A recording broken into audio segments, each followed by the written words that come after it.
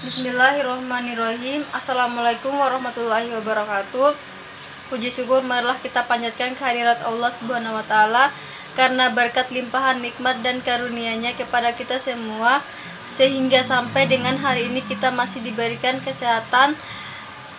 Salawat serta salam tak lupa pula kita haturkan kepada junjungan kita Nabi besar Muhammad Sallallahu Alaihi Wasallam, karena berkat perjuangan beliaulah kita dapat dihantarkan dari zaman kegelapan menuju zaman yang terang benderang seperti yang kita rasakan saat ini. Pertama-tama, perkenalkan kami dari kelompok 2 akan mempresentasikan hasil diskusi kami tentang pengertian fungi dan pengelompokannya. Saya selaku moderator atas nama Indrawati, kemudian pemateri pertama Ayu Derani Surti, pemateri kedua Firhandini Hasbar, pemateri ketiga Cindy Cynthia Dewi, dan pemateri keempat Sri Gita Handayani. Baiklah, untuk mempersingkat waktu, langsung saja ke pemateri pertama. Baiklah, perkenalkan nama saya Yudarani Surti. Di sini saya akan menjelaskan tentang pengertian fungi atau jamur.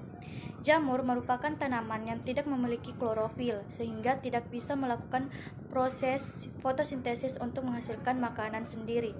Jamur hidup dengan cara mengambil zat-zat makanan seperti selulosa, glukosa, lignin, protein, dan senyawa pati dari organisme lain. Zat-zat nutrisi tersebut biasanya telah tersedia dari proses pelapukan oleh aktivitas mikroorganisme. Nah, adapun ciri-ciri umum fungi atau jamur, yang pertama eukariotik atau memiliki membran inti, dan yang kedua tidak memiliki klorofil atau heterotrof, dan yang ketiga multiseluler dan uniseluler, keempat beberapa memiliki zat warna, dan yang kelima mendapatkan nutrisi dengan absorpsi, dan yang keenam bentuknya bermacam-macam, yang ketujuh atau yang terakhir dinding sel tersusun dari zat kitin. Dan adapun macam-macam bentuk fungi. Yang pertama berbentuk payung, Valvariella sp atau jamur merang. Yang kedua berbentuk bulat, Agaricus bisporus atau jamur kancing. Yang ketiga berbentuk kuping atau Pleurotus ostreotus atau jamur tiram.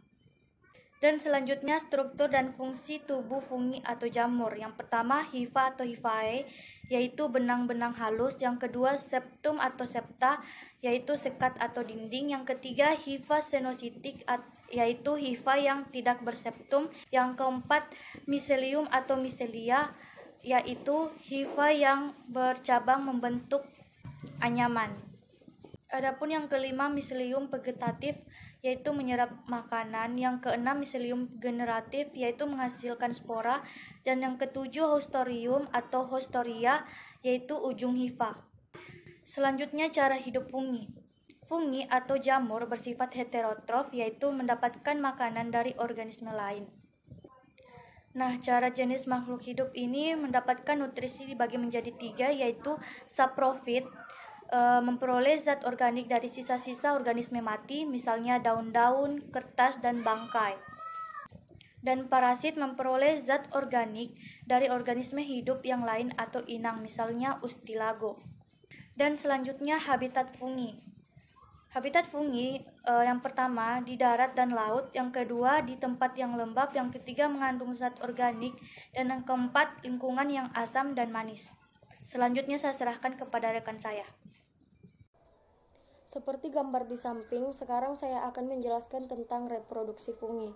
Reproduksi fungi terbagi menjadi 2, yaitu reproduksi aseksual dan reproduksi seksual. Reproduksi aseksual merupakan struktur penghasil spora atau spora germinasi atau dikariotik miselium. Kemudian ciri-ciri dari reproduksi aseksual yaitu yang pertama, bila dinding sporangium melarut, maka sporangispora dibebaskan.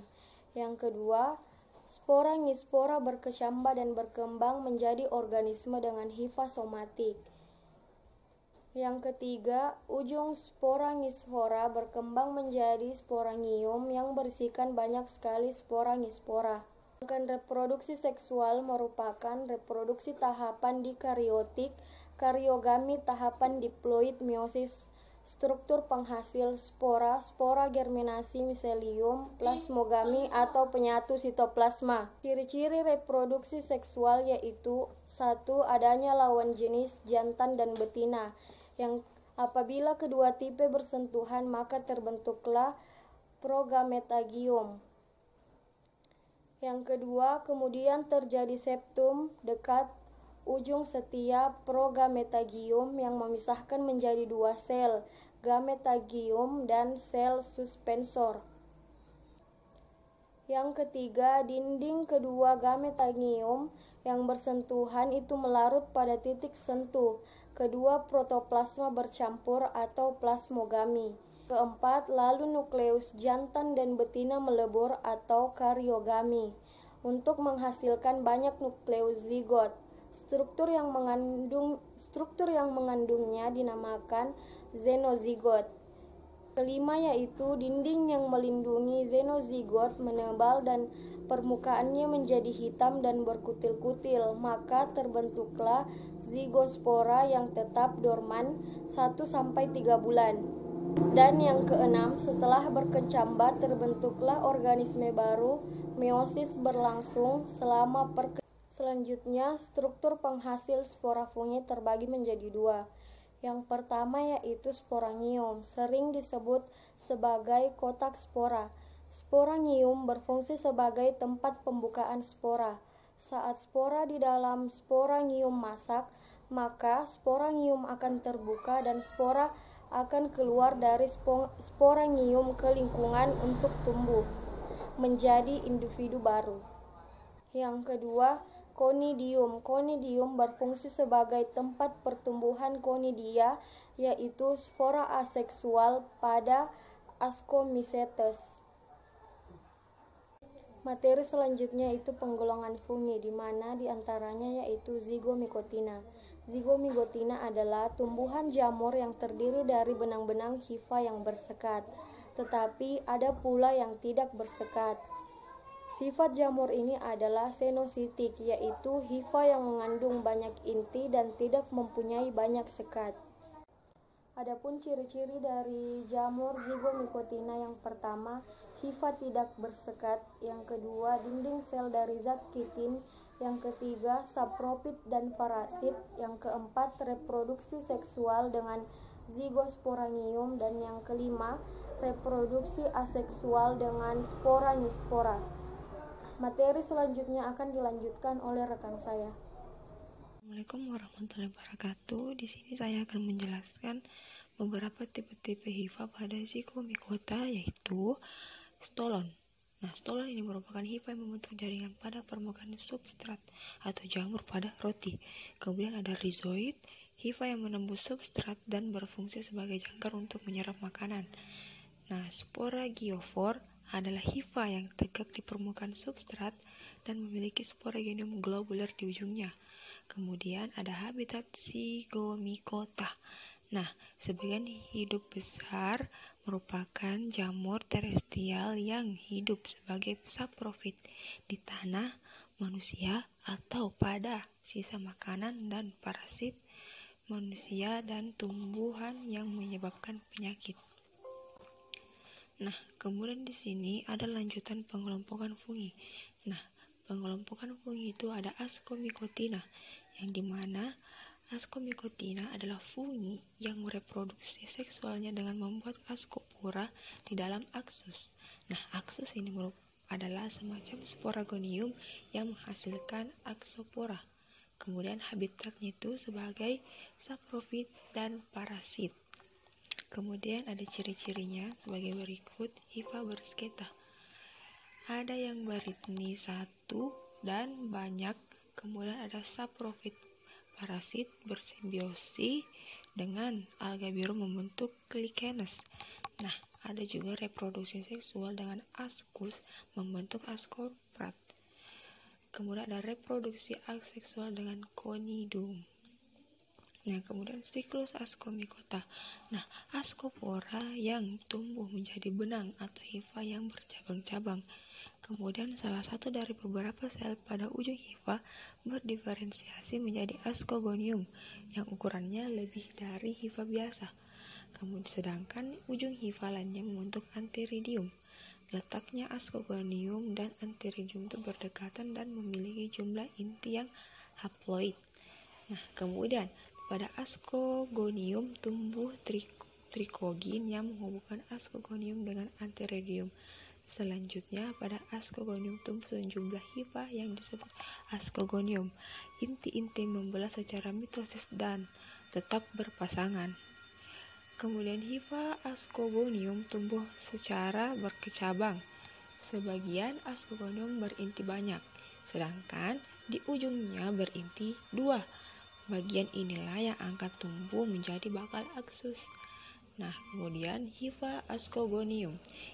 Nah, hifa Ascogonium ini kemudian berkembang disertai pertumbuhan miselium vegetatif yang kompok, membentuk tubuh 2 inti pada bakal aksus membentuk inti diploid yang kemudian membelah secara meiosis untuk menghasilkan 8 spora askus.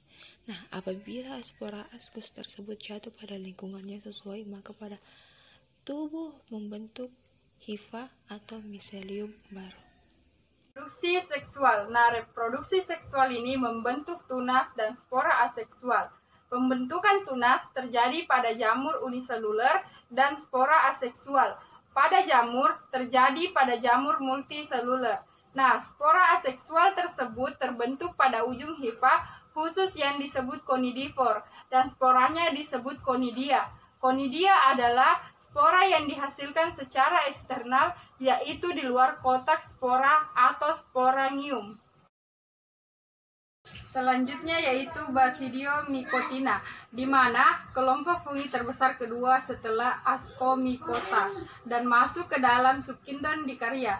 Fungi tingkat tinggi biasanya disebut juga sebagai jamur payung karena memiliki struktur tubuh buah seperti payung. Adapun ciri-cirinya yaitu yang pertama, hifa bersekat, di mana ada yang berinti 1 dan ada yang berinti 2. Kedua, saporfit, parasit, dan bersimbiosis dengan akar tumbuhan membentuk mikorisa. Yang ketiga, reproduksi seksual dengan basidium membentuk basidokar. Dan yang keempat, reproduksi aseksual dengan conidium. Atan Basidiomycotina yang dapat dimanfaatkan untuk obat-obatan misalnya Ganoderma aplanatum dan Polyporus gingaetum. Reproduksi aseksual, hifa haploid membentuk struktur conidia yang kemudian membelah sehingga menghasilkan conidiospora. Conidiospora akan tersebar dan dapat bergerminasi pada kondisi yang sesuai membentuk hifa haploid.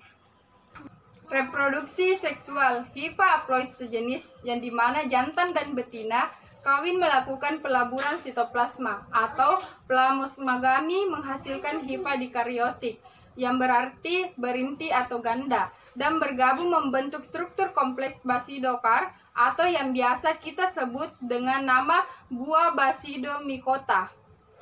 Itulah pemaparan materi dari kami. Adapun kesimpulannya yaitu jamur merupakan tanaman yang tidak memiliki klorofil sehingga tidak bisa melakukan proses fotosintesis. Untuk menghasilkan makanan sendiri, jamur hidup dengan cara mengambil zat-zat makanan seperti selulosa, glukosa, lignin, protein, dan senyawa pati dari organisme lain. Zat-zat nutrisi tersebut biasanya telah tersedia dari proses pelapukan oleh aktivitas mikroorganisme. Macam-macam bentuk fungi ada yang berbentuk payung, berbentuk bulat, dan berbentuk kuping. Pengelompokan fungi pertama itu Zygomycotina, Ascomycotina, dan Basidiomycotina. Kurang dan lebihnya mohon dimaafkan. Sekian dan terima kasih. Dan saya akhiri dengan ucapan wabillahi taufiq wal hidayah. Wassalamualaikum warahmatullahi wabarakatuh.